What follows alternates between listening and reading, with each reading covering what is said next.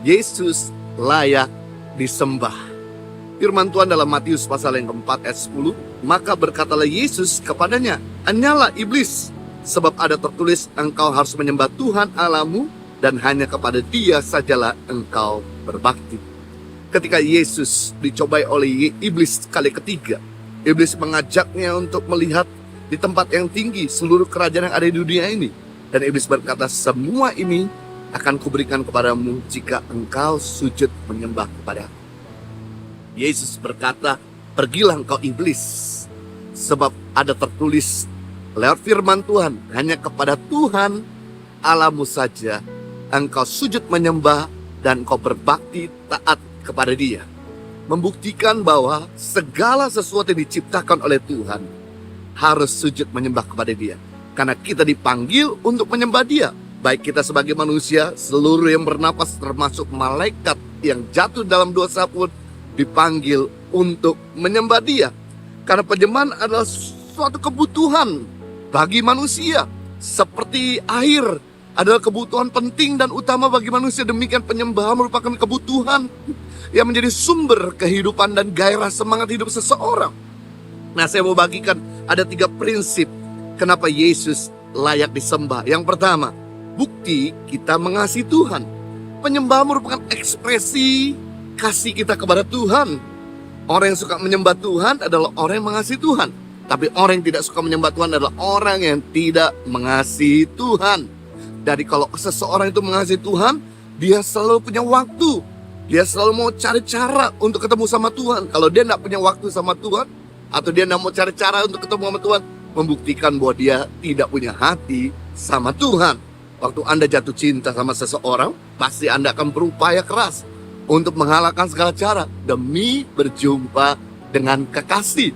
Demikian kalau Anda merasakan bahwa Tuhan adalah kekasih kita, Dia layak untuk kita cari, layak untuk kita kejar, layak untuk kita sembah. Firman Tuhan berkata di dalam Matius pasal yang kedua ayat 11, maka masuklah mereka, yaitu orang-orang Majus, ke dalam rumah itu dan melihat anak itu bersama ibunya Maria, lalu sujud menyembah Dia. Dan mereka pun membuka tempat harta bendanya dan mempersembahkan persembahan kepadanya, yaitu emas, kemenyan, dan mur.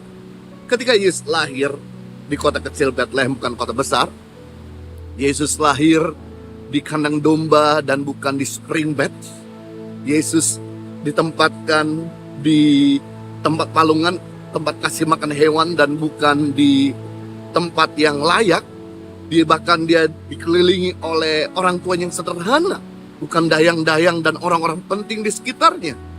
Di mana orang Majus datang jauh-jauh dari timur. Ada orang mengatakan ada yang datang dari India, dari China, dari Persia, Media, Irak atau Iran. Tapi yang pasti mereka datang untuk menyembah Yesus. Mereka datang karena mereka mengasihi Tuhan. Dengan resiko yang tinggi di perjalanan, karena cuaca yang ekstrim, atau sarang penyamun, atau binatang yang buas, liar, dan bahkan kepanasan, bahkan malam kedinginan, mereka tetap mencari Tuhan dengan segala cara.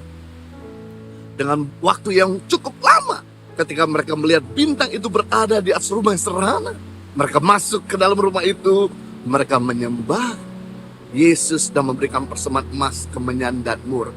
Membuktikan, kita lihat di sini, orang kalau mengasihi Tuhan, berapapun harganya, berapapun resikonya, dia akan tetap meninggikan Tuhan. Dia tidak akan pernah meninggalkan Tuhan. Dia akan terus mencari Tuhan. Sekalipun penuh dengan tantangan, sekalipun penuh dengan resiko, sekalipun penuh dengan hambatan, dia tidak akan pernah meninggalkan Tuhan. Dia akan tetap menyembah Yesus Kristus. Saya percaya kalau kita mengasihi Tuhan, maka pasti kita akan selalu punya waktu sama Dia. Pertanyaan saya adalah, bagaimana dengan Anda? Ketika Anda bangun pagi, yang Anda cari Tuhan dulu atau HP-mu dulu? Yang menjadi pertanyaan, bagaimana dengan Anda? Di sepanjang hari yang kau lewati, apakah engkau memprioritaskan Tuhan atau engkau memprioritaskan yang lain atau ambisimu? Bagaimana dengan Anda ketika Anda mau menutup mata untuk beristirahat di malam hari? Apakah Anda mencari Tuhan dulu atau justru mencari yang lain dulu? Orang yang mengasihi Tuhan, apapun resikonya, apapun harganya, dia akan selalu cari cara untuk bisa datang dan menyembah Tuhan dan memberikan hidupnya kepada Tuhan sebagai ketaatan di mana dia mengasihi Tuhan. Yang kedua, prinsip kenapa Yesus layak disembah. Karena tidak ada yang seperti Yesus. Tidak ada yang seperti Allah kita yang lebih berkuasa, yang lebih hebat di dunia ini. Iblis saja takut sama nama Yesus, apalagi sama pribadi Yesus.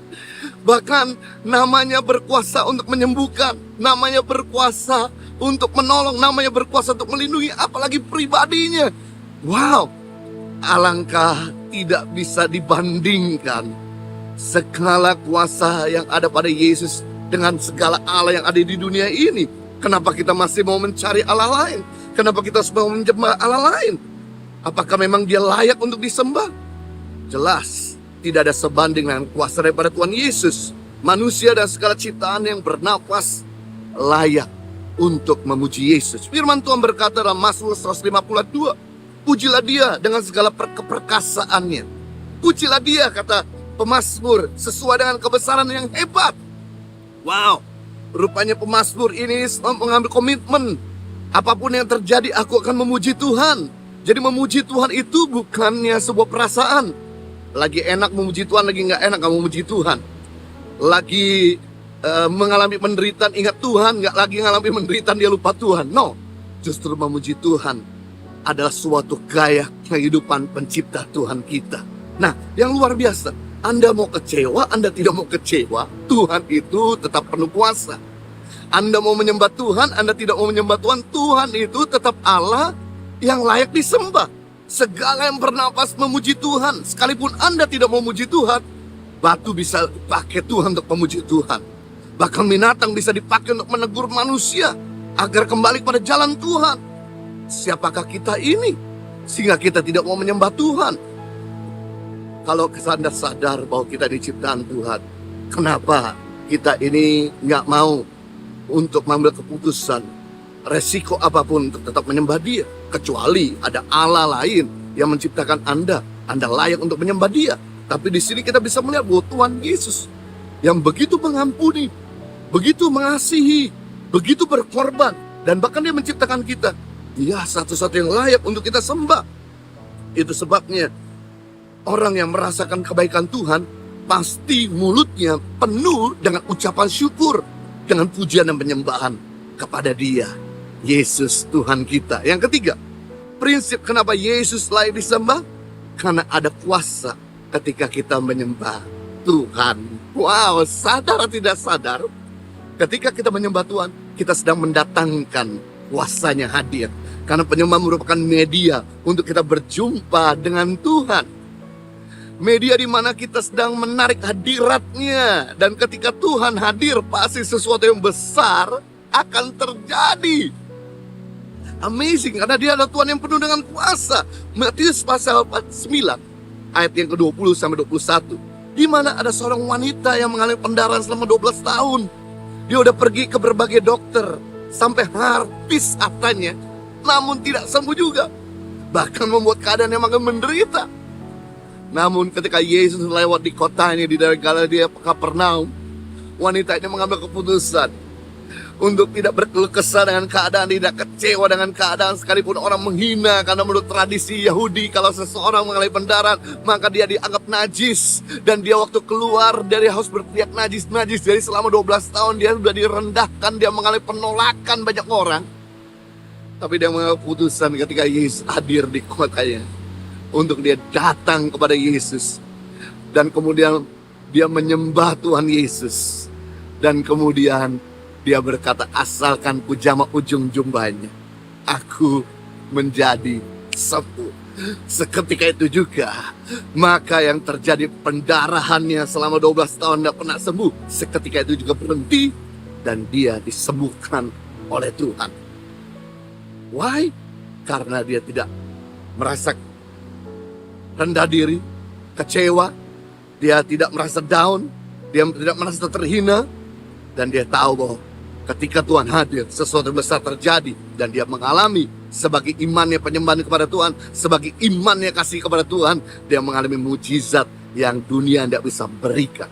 Saya mau beritahu kepada saudara, kalau wanita yang 12 tahun bisa sembuh, karena dia menyembah Tuhan, maka apapun penyakitmu, apapun persoalanmu, apapun yang menjadi penderitaanmu, ketika kita mengambil keputusan untuk tidak meninggalkan Tuhan dan terus mengikut Tuhan dan menyembah Dia, maka Dia akan melakukan mujizat yang manusia tidak bisa lakukan. Saya mengajak kita semua untuk kembali menyembah Tuhan, meninggikan Tuhan, dan saya percaya kuasanya hadir dan sudah hadir buat kita. Haleluya.